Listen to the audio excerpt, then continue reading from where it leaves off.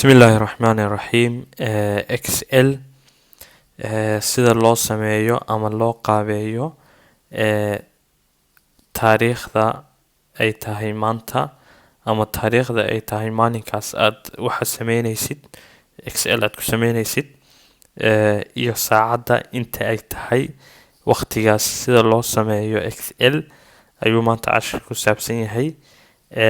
marka hore waxaad tegaysaa halkan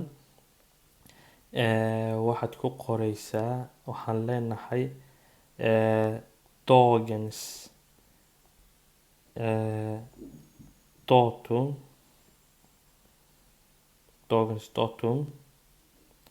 ayaad leedahay color-aad u sameynaysaa marka waxaa leenahay dog added markastoo aad sameynaysid waxaad leedahay alikame dog kadibna calaamadaas waad xiraysaa marka sidaas ayaa loo sameeyaa markaasaad enter leedahay wakaas marka tokens totum 2020 bishii 6aad 22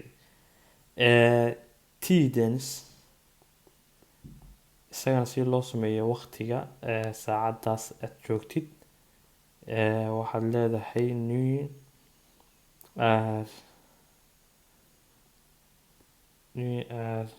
date marka iyadana waxaad leedahay alikame waxaad ku qoraysaa new kadibna calaamadaas waad xiraysaa markaas u xiraysaa enter baad leedahay marka waqtiga hadda noo sheegay marka 2020 bishii 6aad 22keedii saacaduna waxa waaye 16:54 ama 4:54 saacada wadanka Sweden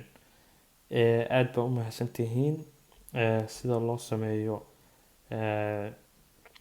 taariikhda iyo saacadda Excel aad bay u fududahay waana muhiim marka la joogo Excel in aad garanaysid sida taariikhda iyo saacadda loo sameeyo. Assalaamu calaykum waraxmatullaah.